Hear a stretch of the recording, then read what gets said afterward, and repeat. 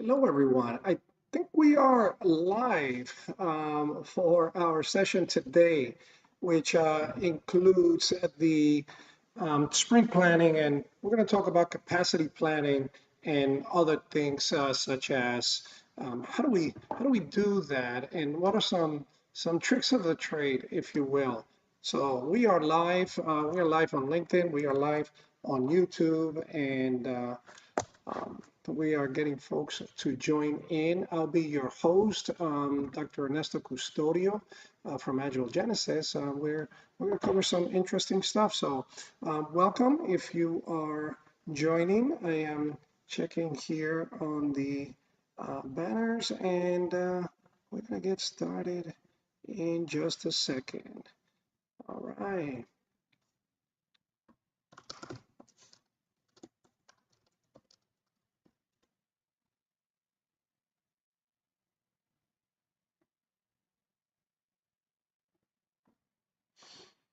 Okay, so let's get started. Thank you for joining. If you want to send a shout out, please do that via chat. We'll be getting those this time.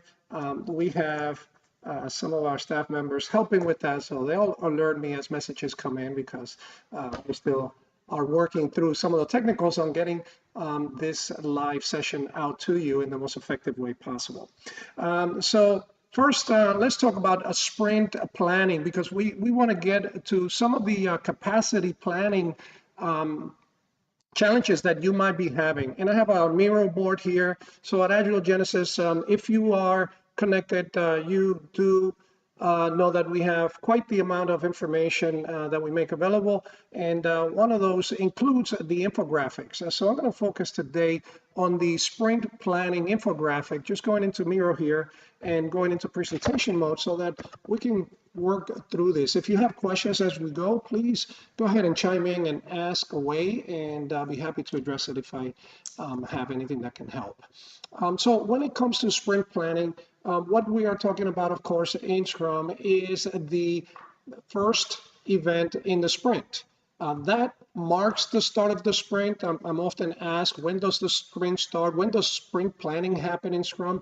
Some people might have the misconception that sprint planning happens in a vacuum. It does not. It is the very first event, and that event marks the start of your sprint. And that's when you're going to plan how you're going to work over your next couple of weeks, whatever that is. You might have a 1 month sprint. Most people today have a 2 week sprint. And if you're doing that, well, this is where you're going to plan as a team. Another misconception. This is not a session for product backlog refinement to happen, for your user stories to be refined. That should have happened before as part of your activities that are happening throughout the sprint. The product owner is responsible for product backlog refinement, and the Scrum team as a whole is there to help the person. So you are already coming to the table with ready user stories or product backlog items. The product owner has a proposed sprint goal that he or she are going to be proposing, and then the team is going to work on making that happen. They're going to plan how many things come into that sprint and what needs to happen in order for that sprint goal to be met. And at the end of sprint planning, everyone agrees, or that sprint uh, plan, or I'm sorry, that sprint goal is modified in order to meet a realistic commitment that the team is going to deliver at the end of the sprint. So that's an overall set when it comes to the purpose of sprint planning and what the product owner is responsible for. So we've covered that, and we're going to talk about what the developer team is responsible for as well. They are responsible for creating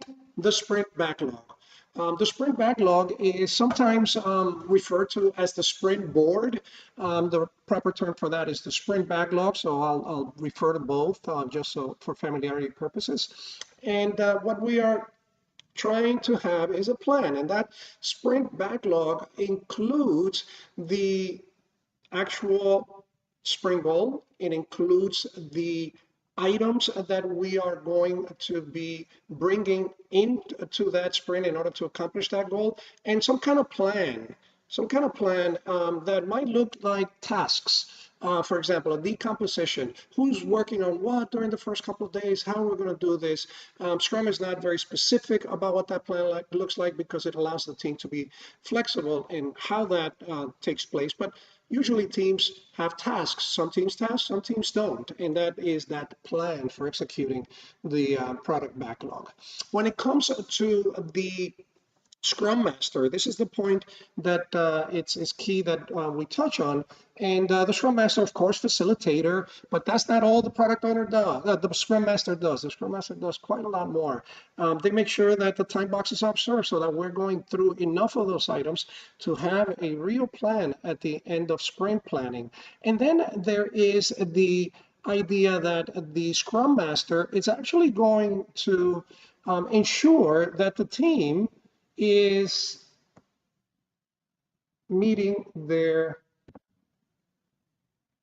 capacity, ensuring that they don't overcommit.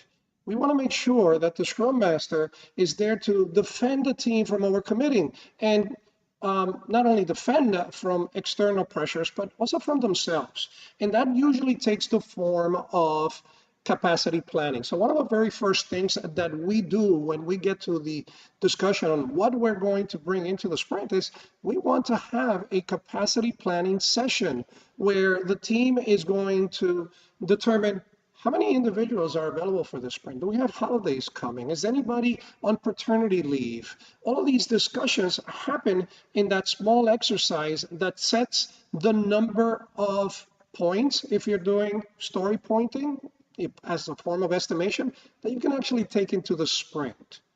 What does that look like? If you have a set of sprints that you have already executed in the past, you want to make sure that you are looking at how many points the teams deliver during those past sprints. And a good rule of thumb is maybe your last 3 sprints, 3 to 5 sprints, because when you start to get into 10 sprints, you're looking at past data that might be stale and that's weighing down the average. So 3 sprints is usually enough to tell you more or less how much the team is able to deliver in the upcoming sprint, with all things being equal. And that's your new capacity. I said with all things being equal. And that has a significant influence here, because if you deliver that with, let's say, 7 team members, and now 2 team members are out for that particular sprint because they're on PTO, well, you're going to reduce those amount of points proportional to the capacity that the teams have. So that's a key element, right? You don't want to just take your velocity and this is how much we're going to deliver. You want to look at what your team's capacity is for delivering on that sprint based on the number of people that are going to be active. The idea that you are probably going to have some unforeseeable things are also something that you consider. In other words, let's say in the last sprint, you delivered, and I'm just going to use points. What these points mean, they mean nothing. They're just a reference discussion in terms of how large something might have been, how much we did. So let's say you delivered 40 points in the last sprint.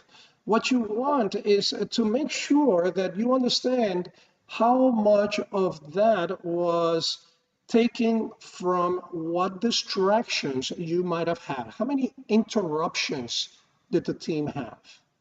And that's a key element. If the team had been significantly interrupted, let's say they had 10 points worth of interruptions, in those 40 points that you delivered, 10 of those things came in halfway through the sprint as emergency.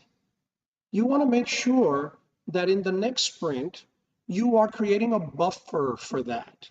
You are creating a buffer that is going to be 10 points worth of emergency items. We call that the interrupt buffer.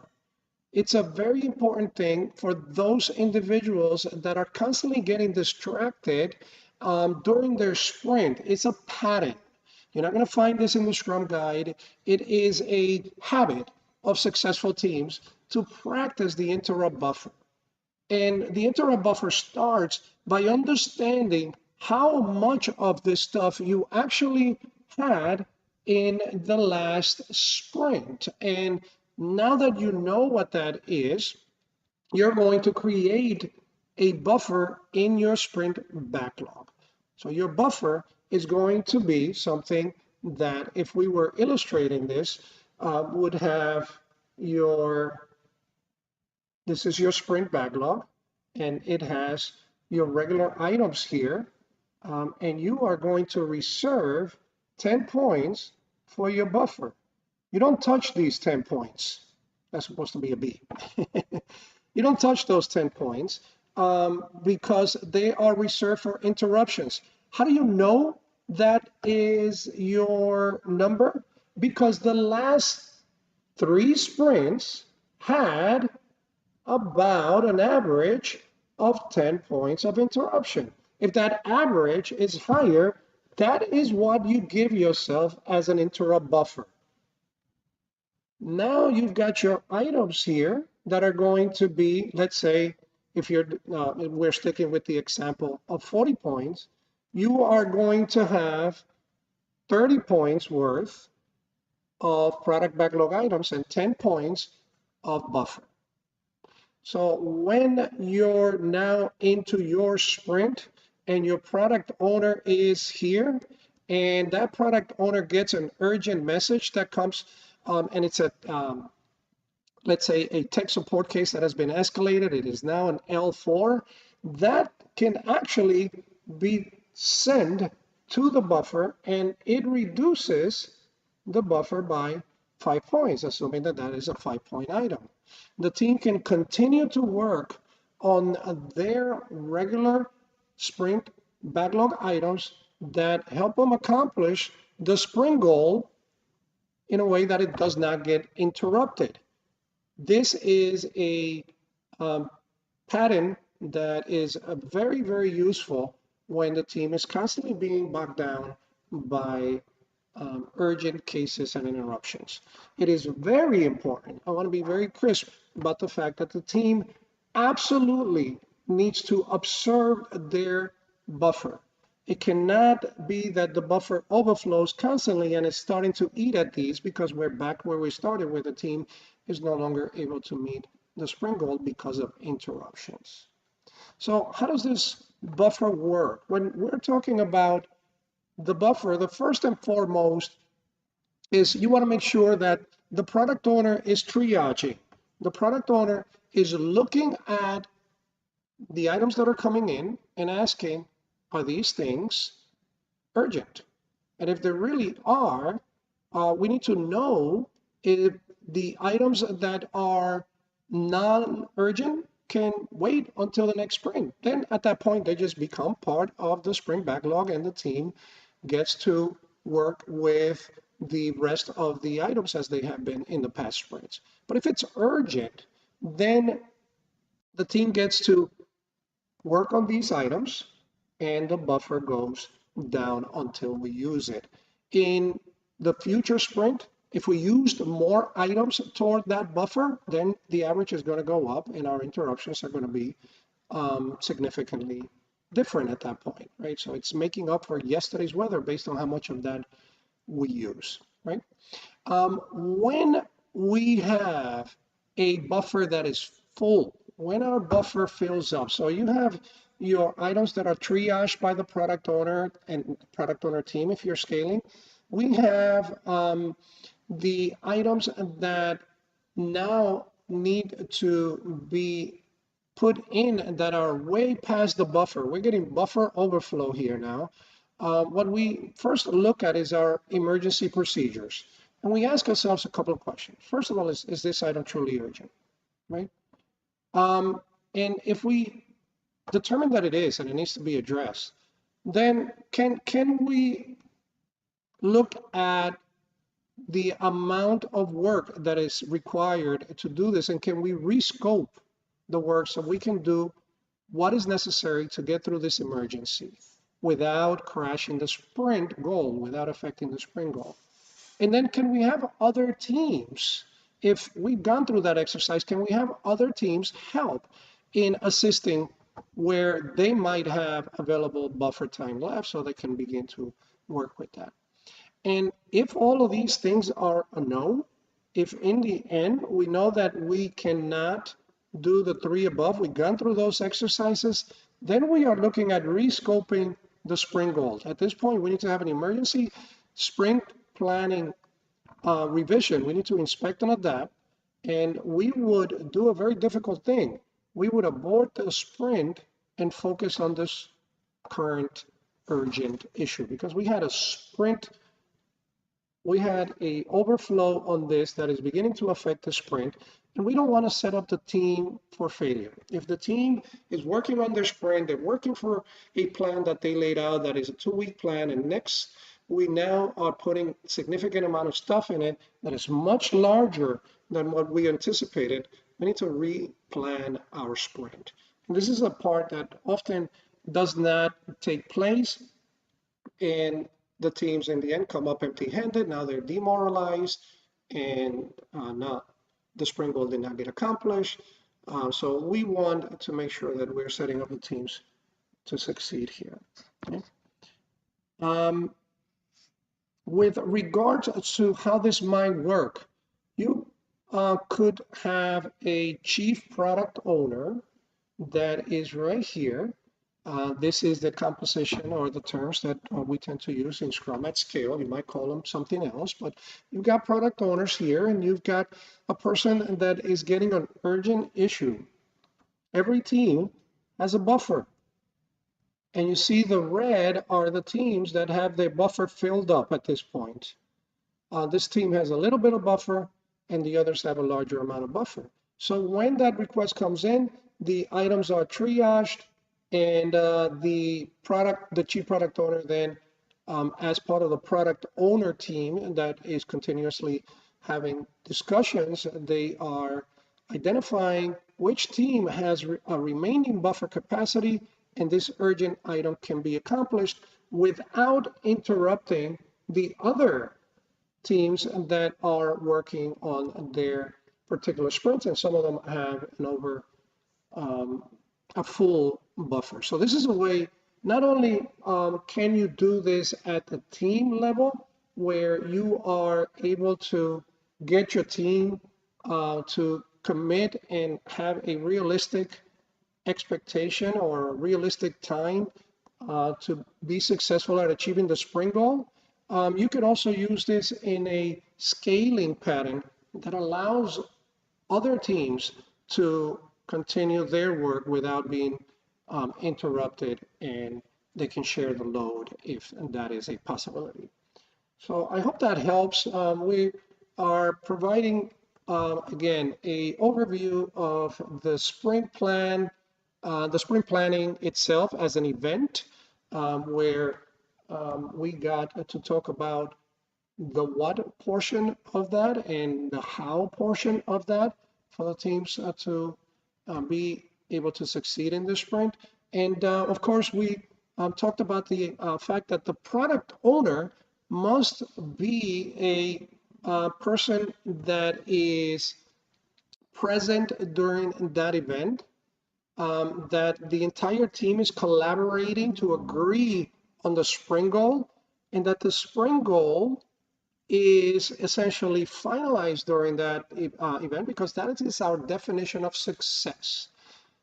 In the end, the major outcome of that is going to be our sprint backlog, which includes our sprint goal, our product backlog items, and the actual plan for how to deliver that. So you want to make sure that you have your previous increment, that you understand what has been done, that you have carried out a capacity exercise where you understand the team's velocity based on past sprints, and you are accounting for the team's availability in this coming sprint that you're planning for. Please make sure that you set yourself up to succeed in a sprint by always holding a capacity planning segment in your sprint planning session. And make sure that also You are considering your definition of done. If you don't have a definition of done, if your team does not know what that is, you need to come together as a team and agree on your definition of done, your quality check items to make sure that what you are committing to is going to have quality built in, but also is going to allow the team to understand how big these things are based on how many things they need to do to it, how much they need to add to that, right? And of course, your product owner must come to the table with ready product backlog items. And this is not the time for refinement. That's not to say that you don't have the opportunity for some tweaking. And if you discover that something needs to be split or something was missing, all good. We got everybody here. Let's do that. But don't come to sprint planning with the expectation of performing product backlog refinement. It's going to eat up all of your time. The team is not going to have enough time to plan their sprint, and they're going to have a lot of discovery during that upcoming period. That's the sprint, a week, 2 weeks, 3 weeks, however long your sprints are. And in the end, what's going to happen is they're going to fail the sprint. They're just going to accomplish one or two things, a few user stories or a few features, but they're not going to complete what they committed to because they didn't know what they were committing to. So it's very important that the team spends time looking at these items, right? So on the output, we established this very clear, right? That there is an expectation of emergence, but what we are looking for here is that the backlog items for the developers are very, very much understood and that the team is able to create these. In the end, the sprint backlog is going to have the sprint goal, the product backlog items, and a plan. That plan may be in the form of tasks, in other words, decomposing the user stories so that you can actually understand those things. Here's my personal experience, right? Ernesto's exposure to this on an ongoing basis. Teams that don't task tend to have a lot of surprises during the sprint. What do I mean by that? What do I mean? If you don't take a user story, if you don't take a product backlog item and discuss it with the team and break it down to its lower next level, you're going to do this during the sprint. You're going to sit in front of a user story and you're going to say, okay, what do we need to deliver this? And you're going to discover that there was a lot more to it than you thought. So when you are in sprint planning and you are decomposing those things into their respective next level tasks, don't get too granular. This is not about doing every single step in the planning, but the next level. Maybe one user story being decomposed into 3 or 4 different high-level tasks, and now you get a better understanding of what it means to deliver this, and that is where the richness of communication in this event happens. So my experience has been that teams that task tend to be more successful in delivering than teams that don't. So consider that, right? If you are not having your sprint planning session, well, you're in for a lot of frustration as a team, right? You simply didn't give yourself enough time. You plan to fail because you didn't have a plan. So make sure that you are giving yourself enough time. Sometimes I see teams coming in and spending half an hour in sprint planning, just grabbing some user stories, throwing them in there, and we're good. That's just enough time to say hello and say goodbye. Make sure that you give yourself enough time for proper sprint planning. Okay. There's some tricks or techniques, I should say, when it comes to having your remote collaboration be more effective. Make sure that you're using a whiteboard in order to get some richness on the ideas, such as what I'm using now. I could invite you all into Miro and we could be collaborating and I see your cursor moving and we'll be on video. So very, very, very effective way to bridge the distance and also video. I am on video now, so that increases the trust level because you're reading my body language and it's not just a blank screen and a voice coming over. So make sure that you are exercising some of these collaboration enhancement techniques in order to make this an effective event when you are holding your sprint plan, right? We cover a lot of this. This is a summary of our our registered Scrum Master class where we go into the details of all of the events, the roles, the artifacts. We look at case studies. We also have our Scrum at Scale class where we get into similar conversations, but at a scale version of this, where we talk about the techniques, we talk about lean, we talk about, we explore how to make your teams more effective. That would be either during the Register Scrum Master class or during the Register Scrum at Scale class. We also have, of course, a registered product owner class that allows us to understand some of these QA mechanisms and all of the aspects relating to the product owner. And if it's at scale, which is yet another class, then you would be able to get into how do we do this effectively? What is the composition of the product owner? How do we scale that in such a way that can make it happen for everybody?